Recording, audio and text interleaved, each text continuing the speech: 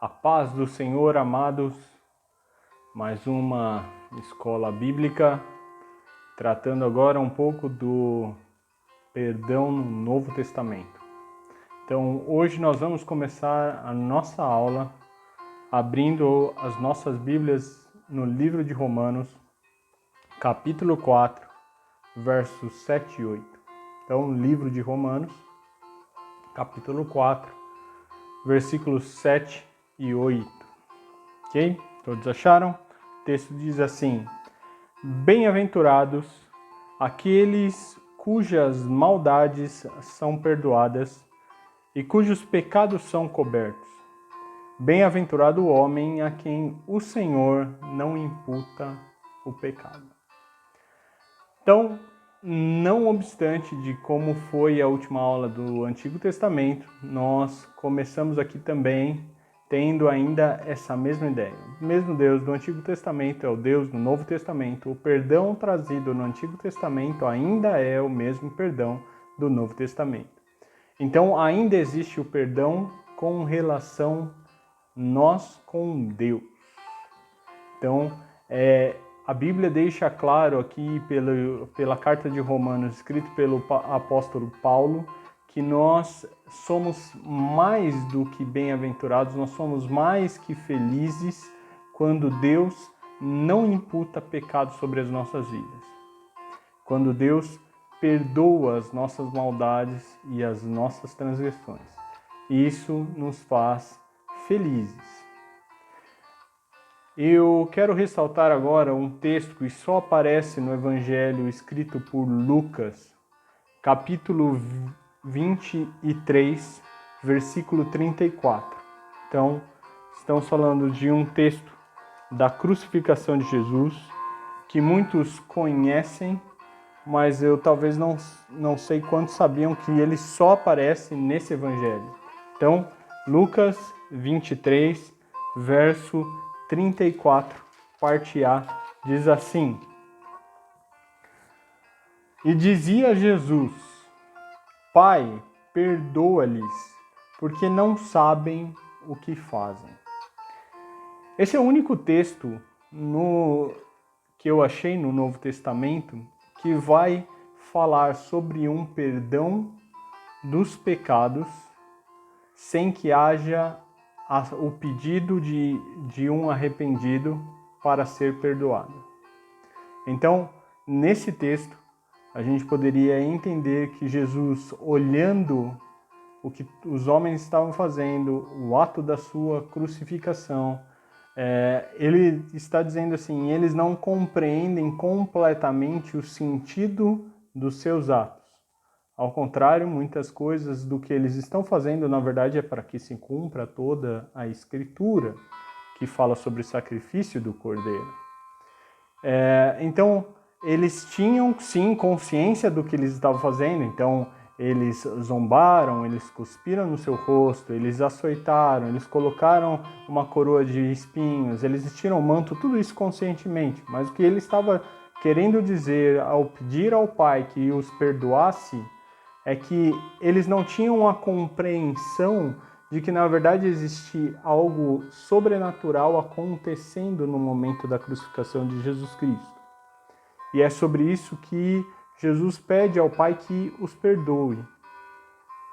Mas em todos os outros textos que nós vamos explorar hoje, nós vamos ver a necessidade deste relacionamento entre nós pedirmos o perdão para sermos perdoados e alcançarmos a misericórdia e a graça que vem do Senhor e também que vem do nosso próximo para conosco quando nós ofendemos.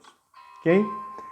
É interessante notar que no Novo Testamento a ideia sobre perdão, pelo menos uma das ideias da palavra grega que vai ser traduzida como perdoar ou como o substantivo perdão, é dar a ideia, além da remissão do Antigo Testamento, como algo de liberar da obrigação para conosco.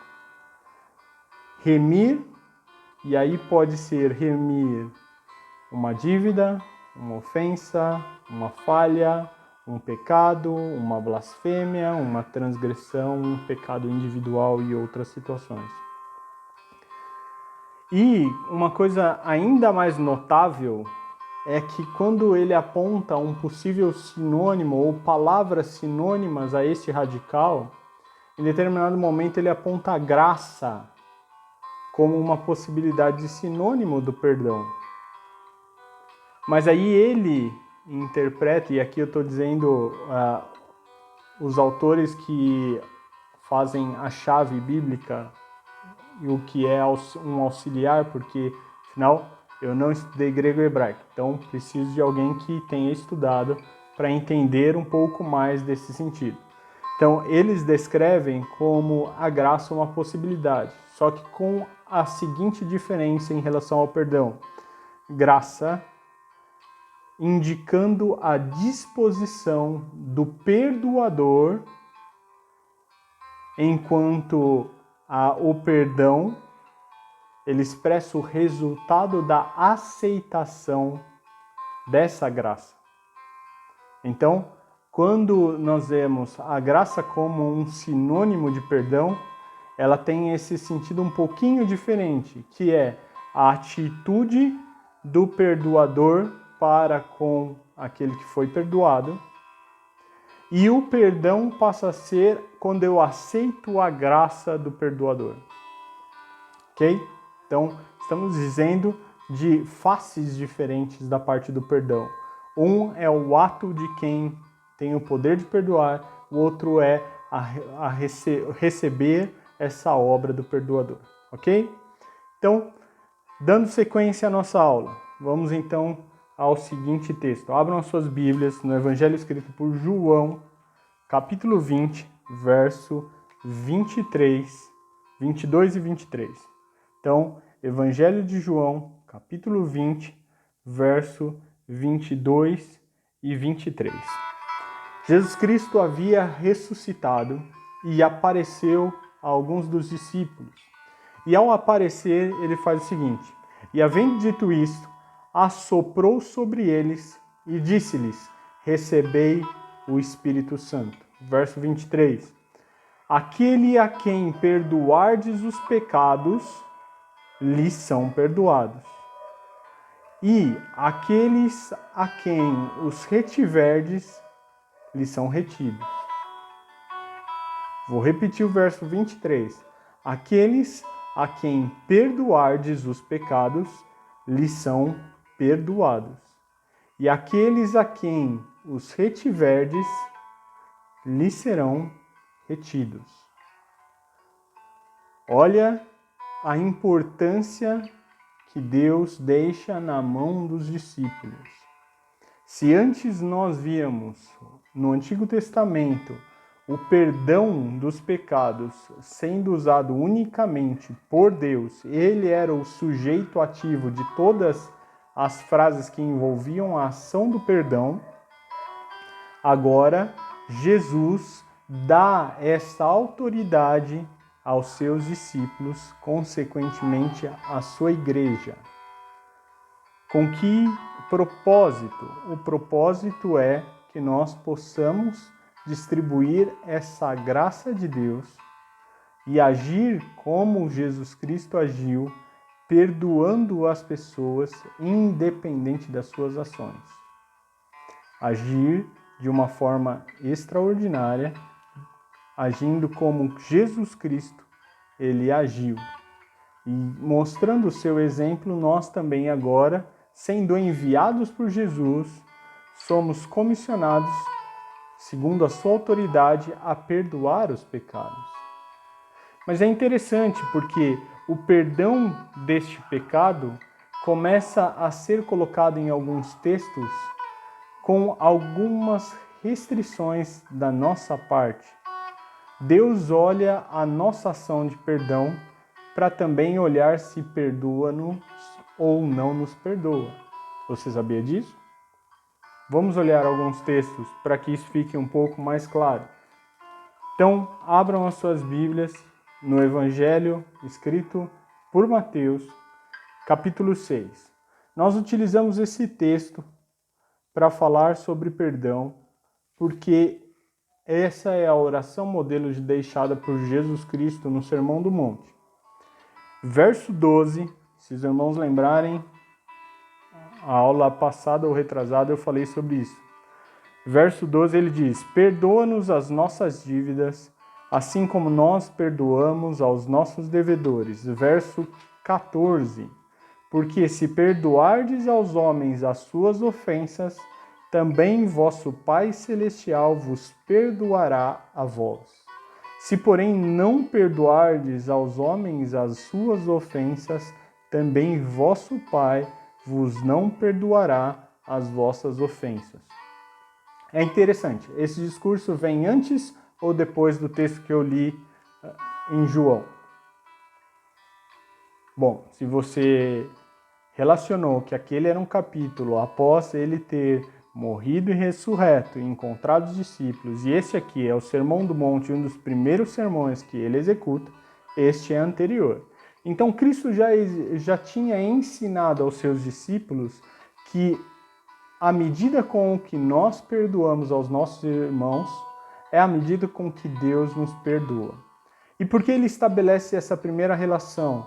Porque a grande dificuldade de termos uma relação com um Deus que é invisível é exatamente sabermos o quanto nós podemos amar a este Deus invisível e realmente servir a um Deus invisível. Então, ele coloca uma condição para que nós entendamos esse relacionamento e entendamos se nós estamos servindo da melhor forma ao olharmos uns para os outros, ao olharmos para os nossos irmãos e entendemos se nós realmente podemos nos relacionar de uma forma perfeita, amando e sendo amados, perdoando e sendo perdoados. Então também Deus olha para as nossas vidas e fala: assim como você tem perdoado, eu também te perdoo todas as suas dívidas, as suas ofensas. Assim como nós vimos também no texto de Mateus capítulo 18, que vai falar sobre aquela parábola de um rei e seus servos que tinham dívidas de diferentes tamanhos. E um é perdoado e depois o seu conservo ele não perdoa por uma dívida bem menor. Próximo texto também que vai nos auxiliar a isso, Marcos capítulo 11. Então, vamos abrir no Evangelho escrito por Marcos, capítulo 11, versículo 25 e 26. Diz assim: e quando estiverdes orando, perdoai se tendes alguma coisa contra alguém, para que vosso Pai, que está nos céus, vos perdoe as vossas ofensas. Mas, se vós não perdoardes também, vosso Pai, que está nos céus, vos não perdoará as vossas ofensas. Olha que interessante. De novo, ele está tentando deixar claro a relação que nós temos com Deus. É uma relação que vai ser também baseada e ponderada pela relação que nós temos com os nossos irmãos. Nós estamos orando. Orar não é nada mais do que comunicar-se com Deus de uma forma simples, ter um diálogo com o Senhor, falar com o Senhor. Mas, de novo, nós estamos falando com um Deus invisível. E aí, se eu tenho algum tipo de problema com o meu irmão, Jesus vem instruir que durante a minha oração eu preciso perdoar. Porque senão parece que essa oração não pode ser atendida por Deus, porque eu não consigo nem ter um relacionamento com o meu irmão que eu vejo, como eu vou ter um relacionamento com Deus que eu não vejo? Dessa forma também o apóstolo João escreve nas suas cartas, como ele adverte, como nós podemos dizer que amamos a Deus se aborrecemos o nosso irmão. Então, nós não podemos dizer que amamos ao Deus que nós não vemos se nós não conseguimos amar aos nossos irmãos a qual nós vemos. De igual forma, ele coloca aqui, durante o nosso momento de oração. Se nós estamos orando, mas lembramos que nós temos uma dificuldade com o nosso irmão, nós precisamos perdoar. Nós precisamos liberar deste nosso controle, liberar dessa nossa posse, dessa dívida que existe contra nós, para que Deus também olhe para as nossas vidas e nos perdoe de todas as nossas falhas que temos para com Ele. Ok? E aí, nós podemos avançar para as cartas de João. Então, primeira carta de João, capítulo 1, verso 8 a 10. Primeira carta de João, capítulo 1, verso do 8 ao 10. Ele diz assim: se dissermos que não temos pecado, enganamo-nos a nós mesmos, e não há verdade em nós. Se confessarmos os nossos pecados, Ele é fiel e justo para nos perdoar dos pecados e nos purificar de toda injustiça. Se dissermos que não pecamos, fazemo-lo mentiroso e a sua palavra não está em nós. Então, aqui, este texto serve para basear as nossas vidas diante de Deus, porque muitas vezes a gente vai falar assim: eu não vou perdoar meu irmão porque ele está errado, eu estou certo, e ele está em transgressão e eu não tenho transgressão alguma. Isso é parte verdadeira.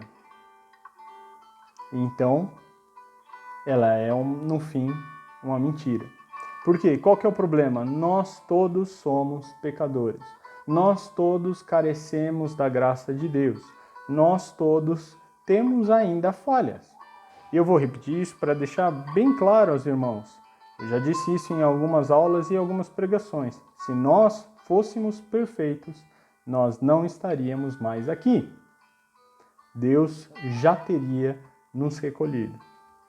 Como nós ainda precisamos ser trabalhados por Deus, a obra de Deus ainda não é completa em nós, nós temos falhas, temos ofensas, temos pecados. E precisamos fazer isso que o apóstolo João diz nesse texto. Precisamos confessar os nossos pecados ao Senhor.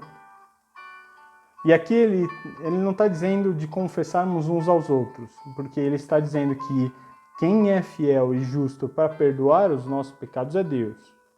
Mas isso acontece exatamente em qual momento? No momento em que eu oro ao Senhor. Por isso eu trouxe aquele texto anteriormente. Porque também, se nós de repente começamos a pedir perdão a Deus, confessando os nossos pecados, e nos lembramos que um irmão tem um pecado semelhante a este contra nós, nós precisamos, neste momento, falar assim: Deus, me ajuda a perdoar, para que também o Senhor me perdoe. Porque eu tenho esse mesmo problema, eu tenho uma mesma dificuldade, e eu preciso sair desta condição de devedor, sair desta condição de ofensor, sair desta condição de alguém que está cativo debaixo de uma falha, de uma ofensa, de um pecado. E aí, ainda na carta de João, capítulo 2, versos 7 ao 12, nós vamos começar um tema que nós trabalharemos numa aula que será participativa. Então, já avisando de um aviso que vocês receberão nos grupos, que nós teremos, domingo que vem, uma aula no Zoom para falarmos sobre o perdão aos irmãos. Ok? E a gente vai precisar começar a pensar nisso. Então eu deixei 2 textos escritos para que os irmãos leiam, meditem e realmente tentem já chegar para a discussão, chegar nessa aula pensando o que Deus tem para cada um de nós. dentro da sua palavra. E tudo aquilo que nós já temos vivido e experimentado nessa palavra. Ok? Mas iniciando esse texto a partir desta aula, notem o que o apóstolo João escreve nesse capítulo 2, do verso 7 ao 12. Irmãos, não vos escrevo um mandamento novo, mas um mandamento antigo, que desde o princípio tivestes. Este mandamento antigo é a palavra que desde o princípio ouvistes. Outra vez vos escrevo um mandamento novo, que é verdadeiro nele e em vós. Porque vão passando as trevas, e já a verdadeira luz alumia. Aquele que diz que está na luz e aborrece a seu irmão, até agora está em trevas. Aquele ama a seu irmão está na luz, e nele não há escândalo. Mas aquele que aborrece a seu irmão está em trevas, e anda em trevas, e não sabe para onde deva ir, porque as trevas lhe cegaram os olhos. Filhinhos, escrevo-vos porque pelo seu nome vos são perdoados os pecados. Então, olhem a importância do relacionamento que nós temos entre nós, na ótica do relacionamento de nós para com Deus. Principalmente no aspecto que fala sobre o perdão e o amor. O apóstolo João deixa claro aqui que se existe diferença entre nós e os nossos irmãos, nós não estamos perfeitamente na luz, nós estamos em trevas. E o que me chama muito a atenção é que ele vai dizer que aquele que ama seu irmão está na luz. O que não ama seu irmão, ele está em trevas. Ele coloca de uma forma muito clara. Por quê? Porque ou é sim ou é não. Não tem meio termo na palavra do Senhor. Não tem o mais ou menos. E ele vai dizer assim: mas aquele que aborrece a seu irmão está em trevas e anda em trevas e não sabe para onde deva ir, porque as trevas lhe cegaram os olhos. Acho que o grande complicador dos nossos relacionamentos, muitas vezes, é que às vezes nós já não lembramos nem quem mais foi o transgressor ou aquele que recebeu a transgressão. Nós já nem lembramos mais e muitas vezes nós não conseguimos nem entender mais qual é a situação que estamos, porque de repente nós já não sabemos nem se dá para andar junto ou não andar junto, porque nós não enxergamos bem todas as coisas, porque já estamos andando em trevas com relação a esse relacionamento entre eu e o meu irmão. Então, para que haja a luz de Deus sobre a nossa vida e nós enxerguemos realmente, perfeitamente todas as coisas, nós precisamos clamar pelo nome de Jesus Cristo. Porque nesse nome, e é assim que ele termina, versículo 12, filhinhos, escrevo-vos porque pelo seu nome, é o nome de Jesus, vos são perdoados os pecados. Então todas as diferenças, Deus, ele nos ama e nos perdoa. Então ele seta esse mesmo exemplo, olha, se Deus nos perdoa através do nome de Jesus, todos os pecados, porque nós queremos ainda andar em divergência com os nossos irmãos.